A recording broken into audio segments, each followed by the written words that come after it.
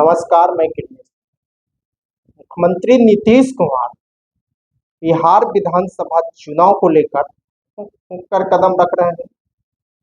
बिहार के मौजूदा मुख्य सचिव अमृतलाल मीना को सेवा विस्तार नहीं दिया गया है। मुख्यमंत्री नीतीश कुमार के चहेते अधिकारी प्रत्यय अमृत बिहार के नए मुख्य सचिव बनाए गए हैं।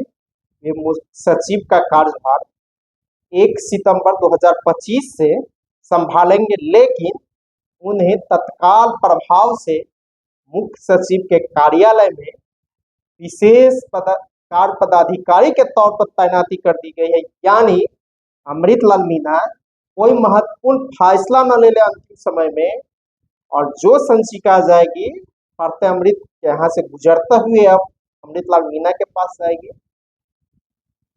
अमृतलाल मीना के बारे में कहा जाता है वे कड़क अधिकारी है और वैचारिक रूप से राजद सुप्रीमो लालू प्रसाद यादव से उनकी मेल जोल है वैचारिक रूप से, क्योंकि जब बिहार में राजद की सरकार थी तो कई बड़े जिले में उन्हें डीएम की जिम्मेवारी दी गई थी। जब राजद कोटे से केंद्रीय सरकार में ग्रामीण विकास मंत्री रघुवंश प्रसाद सिंह थे उस वक्त तो अमृतलाल मीना उसके आप सचिव बनाए था। और मनरेगा जो आज लागू है उसकी कल्पना अमृतलाल मीना की बताई जा रही है, और यही ने पूरा काम किया था मनरेगा को ड्राफ्ट करने और मनरेगा लाने में इनकी बड़ी भूमिका रही है। इसके अलावा जब बिहार में 2015 में महागठबंधन की सरकार बनी, तेजस्वी उप मुख्यमंत्री बने, तो तेजस्वी के कई विभागों में वे प्रधान सचिव बनाए गए। पथ निर्माण विभाग सहित कई विभागों के वे देख रहे थे। जब फिर से महागठबंधन की सरकार बिहार में 2022 में बनी, तब फिर उन्हें तेजस्वी के विभाग की जिम्मेवारी दी गई। यानी इसको लेकर भी खफा था।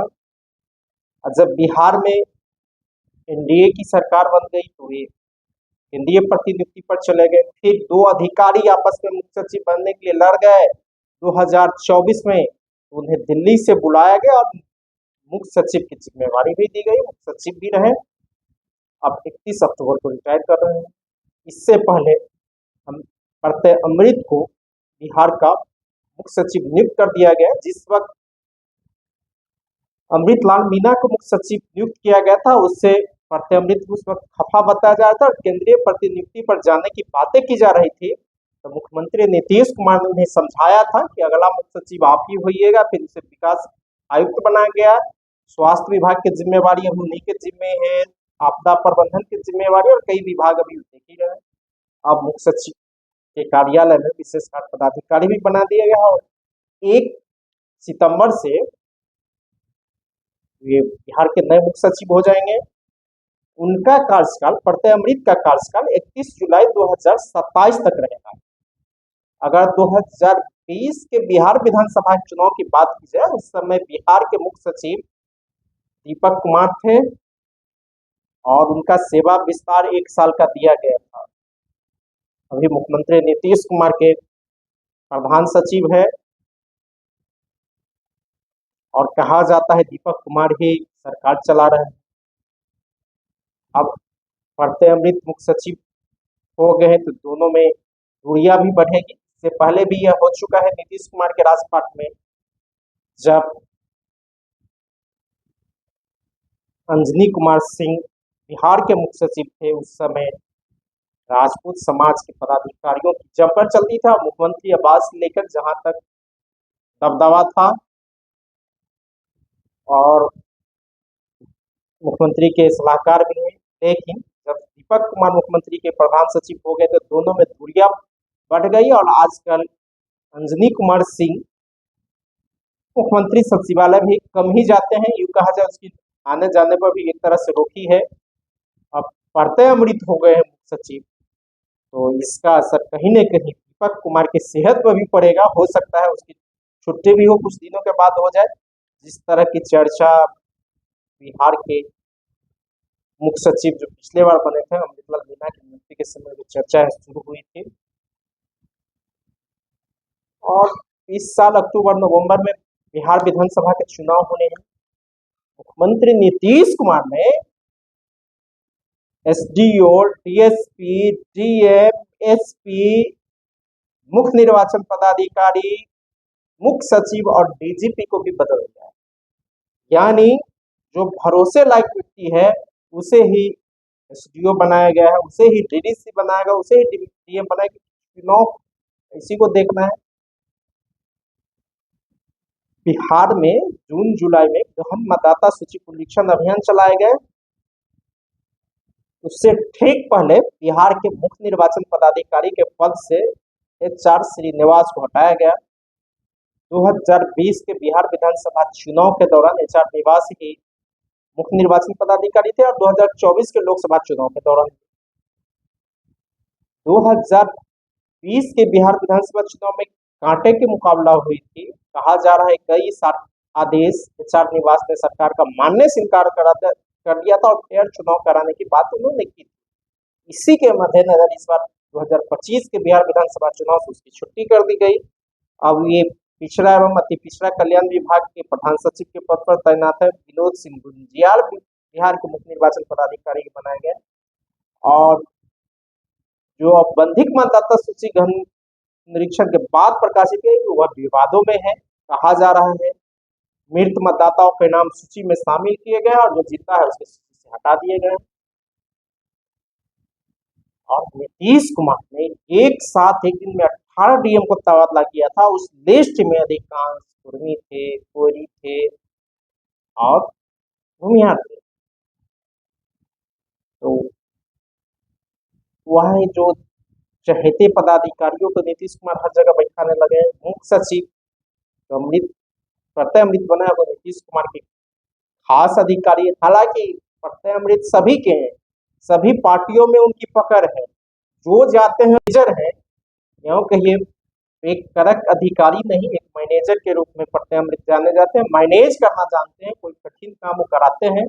सभी से मेल जोल है, हर पॉलिटिकल पार्टियों के लोगों से उनकी मेल जोल है, चाहे विपक्षी राजद हो या लेफ्ट की पार्टियां हो, बीजेपी हो, जेडीयू। हालांकि एक दौर में भारतीय जनता पार्टी के लोग भी प्रत्यय अमृत के खिलाफ थे और इनका विरोध कर रहे थे, लेकिन मजबूरी थी, बिहार में सत्ता चलाना था, केंद्र में सत्ता चला, इसलिए प्रत्यय अमृत भी मजबूर है क्योंकि नीतीश कुमार के चहेते हैं। तो जिस नीतीश कुमार के राज में जितने हाल में मुख्य सचिव बने हैं सबको सेवा विस्तार मिला है, चाहे दीपक कुमार हो और त्रिपुरारी शरण हो सहित कई अधिकारियों को सेवा विस्तार मिले हैं। अगर वे मुख्य सचिव या डीजीपी से हट गए तो कई विभिन्न बोर्ड निगम में उसको एडजस्ट किया गया है। कुछ सूचना आयुक्त बनाए गए हैं, तो बिहार लोक सेवा आयोग के अध्यक्ष और सदस्य बनाए गए हैं। कोई बिहार विद्युत नियामक आयोग के अध्यक्ष बनाए गए हैं, कोई रेरा के अध्यक्ष बनाए गए हैं। यानी नीतीश कुमार के राजपाट में कोई अधिकारी रिटायर नहीं होता है। रिटायर होने से पहले उसके लिए पद सृजित कर दिए जाते हैं, इस पद पर जाके बैठेंगे। लेकिन अमृतलाल मीणा दलित समाज से आते हैं और नीतीश कुमार जिस विचारधारा से है उसके विपरीत माने जाते हैं। वो उनकी विचारधारा राजद सुप्रीमो लालू प्रसाद यादव के करीब माना जाता है और जो कई जगह उसके राजपाट में डीएम रहे हैं और करक अधिकारी के रूप में, ईमानदार अधिकारी के रूप में उनकी पहचान है। और जब जीतन राम मांझी बिहार के मुख्यमंत्री थे उस वक्त जीतन राम मांझी के प्रधान सचिव अमृतलाल मीणा ही थे। उस दौर में कई दलित अधिकारी साइडलाइन कर दिए गए थे, उसको अमृतलाल मीणा ने विभिन्न विभागों के प्रधान सचिव के पद पर तैनात कर दिया था। बिहार के गृह सचिव तक बदल दिए गए थे, दलित अधिकारी को बैठाया गया था। इससे भी अधिकारी खौफ खाया हुआ था। और जब अमृतलाल मीणा बिहार के मुख्य सचिव बने तो 3 गुट में अधिकारी बंट गए थे। एक गुट वह अधिकारी है जो नीतीश कुमार के 20 साल में उपेक्षित है, दूसरे वे अधिकारी है जो सत्ता के इर्द गिर्द है और एक वे अधिकारी न इधर है न उधर, देख रहा है किसकी सरकार आ रही है। ये तीनों अलग अलग उपेक्षित थे और एक मोर्चा भी खोला गया था। इसका असर भी सेवा विस्तार पर पड़ा है और बिहार में 300 आईएएस का स्ट्रेंथ है और मात्र 7 से 8 आईएएस है जो मलाई काट रहा है। इसको लेकर भी पदाधिकारियों के बीच जमकर नाराजगी है और यही कारण है कि लगातार नीतीश कुमार की सरकार जब आई थी, बिहार अधिकारियों का दबदबा था। उसके बाद अंजनी कुमार सिंह जब मुख्य सचिव बने तो राजपूत अधिकारियों का दबदबा हो गया। जब दीपक कुमार आए तो नीतीश कुमार का पिछला कार्यकाल में कायस्थ अधिकारियों का दबदबा रहा है और कहा जा रहा है नीतीश कुमार के राजपाट में आधा दर्जन से ज्यादा अधिकारियों का ईडी का नोटिस भी दिया है और आधा दर्जन मंत्री पर सीबीआई की भी नजर है और जो संजीव हंस मामले में कई मंत्री भी नप सकते हैं और कई अधिकारी का भी नपना लगभग तय है। अगर आपको ये खबर अच्छी लगी तो चैनल को सब्सक्राइब करना नहीं भूलें और बेल आइकन जरूर दबाएं।